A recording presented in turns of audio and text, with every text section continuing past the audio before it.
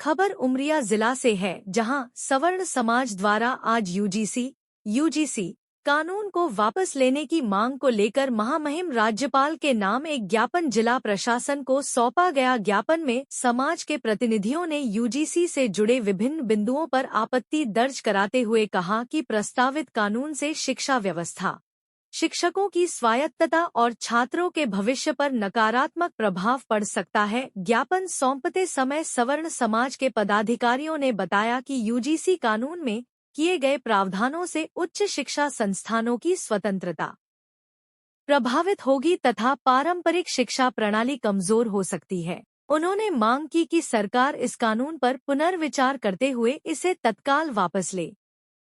इस अवसर पर समाज के लोगों ने शांतिपूर्ण तरीके से अपनी बात रखी और प्रशासन से आग्रह किया कि उनकी मांगों को गंभीरता से लेते हुए महामहिम राज्यपाल तक पहुंचाया जाए। कलेक्टर उमरिया ने ज्ञापन प्राप्त कर उसे नियमानुसार अग्रेषित करने का आश्वासन दिया। ज्ञापन सौंपने के दौरान सवर्ण समाज के अनेक पदाधिकारी एवं सदस्य उपस्थित रहे। हाँ, ये जो यूजीसी कानून लाया गया है ना, जो अनुदान संस्थान है जो विश्वविद्यालय को अनुदान देती है, उन्होंने जातिगत भेदभाव से भरे हुए इस कानून को पेश किया है, जिसमें सवर्णों को बिल्कुल भी उन्होंने नेग्लेक्ट करने की कोशिश की है। और जहाँ पर ऐसे शिक्षण संस्थान में ये चीज़ लाई गई है जहाँ पर हमारे बच्चे जाएंगे कल को और उन्हें उस भेदभाव को झेलना पड़ेगा, तो हम सभी सवर्ण समाज जो भी इसमें आते हैं उन सब चाह रहे थे कि हम इस कानून को वापस करें। और इसी के उपलक्ष्य में हमने ज्ञापन दिया आज यहाँ पर राज्यपाल, महामहिम राज्यपाल के नाम से। और हम चाहते हैं कि इस कानून को पूरी तरह वापस लिया जाए और इसमें कोई फेरबदल नहीं चाहते हम। जैसा यूजीसी पहले चलता था, एक कैंपस में एक साथ सभी वर्ग के बच्चे पढ़ते थे, उनके साथ कोई भेदभाव नहीं होता था, वैसा ही एज इट इज़ रहना चाहिए। मांगे पूरी नहीं होती है, आगे नहीं होता है तो हम बड़े आंदोलन की तैयारी करेंगे।